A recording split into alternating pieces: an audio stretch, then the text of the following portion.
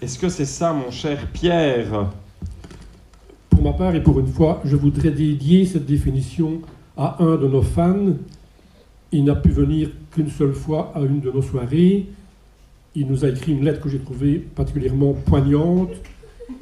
Comme il ne nous donne ni son nom de famille ni son adresse, je vais demander à Simon de la lire et je répondrai au fur et à mesure de la lecture. Comme il écoute nos enregistrements, il aura ainsi la réponse. Bonjour mes chers et très grands amis de Drève Déco. Je crois bien que là, vous faites un lapsus. Notre domaine, ce n'est pas la déco, mais le dico et le dicotoin. Et au-delà, en plus, nous ne nous limitons pas à la Drève.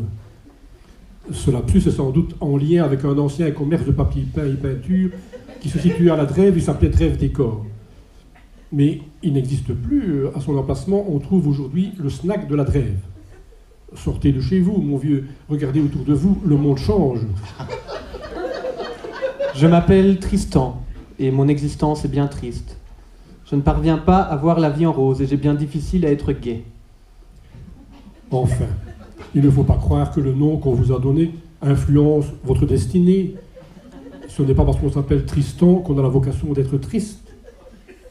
Et si par hasard vous étiez né dans la famille de Feu le notaire Joie, vous vous appelleriez Tristan Joie, et alors? Et c'est vrai qu'enfin, on ne connaît pas de djihadiste qui se nomme pacificien, c'est vrai. Mais le contraire existe aussi. Personnellement, je connais un monsieur Lebeau qui ne peut sortir de chez lui sans masque qu'au grand feu de Gauzet ou à la fête d'Halloween. Je n'ai été qu'à une de vos représentations, car malgré les précautions que j'avais prises, j'ai fait une très forte allergie au plastique de vos chaises de jardin. J'ai attrapé de l'eczéma fessier, du prurite anal. J'ai aussi eu plusieurs furoncles qui se sont infectés et sointent. Un gros abcès mal placé coule en permanence. C'est à pleurer. Ah non, ne pleurez pas, ou alors ça va couler de partout chez vous. Il me semble qu'il doit exister des bouées hypoallergéniques qui pourraient vous assurer un certain confort du siège et vous maintiendraient la tête hors de l'eau. De plus, j'ai une jambe beaucoup plus courte que l'autre. Et comme on dit, les plus courtes sont les meilleures. Vous voyez, je sais faire de l'humour aussi. Oui.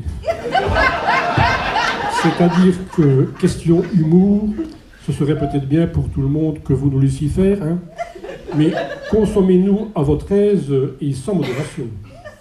Du coup, je me déplace avec certaines difficultés. Et quand j'arrive dans votre salle culturelle, les premiers rangs sont déjà pris et je dois monter dans les gradins. Je suis mal. Je suis sujet à de gros problèmes de vertige. Sur les trottoirs, je n'ose pas marcher du côté de la bordure. J'habitais à la ville haute et j'ai dû déménager à la ville basse. Espérons que ce n'est pas en bordure de Sambre.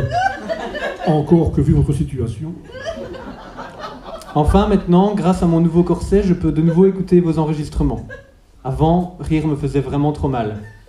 À cause d'une malformation et d'une grave chute due à mon vertige, qui ont fait que toutes mes côtes sont devenues flottantes. Ah, vous voyez, il faut voir le positif. Au début de votre lettre, vous couliez de partout. Et vous nous dites maintenant que chez vous, il y a quand même des éléments qui flottent.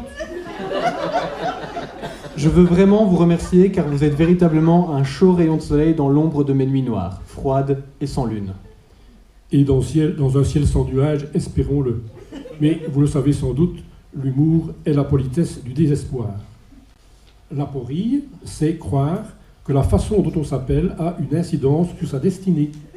Merci beaucoup, Pierre.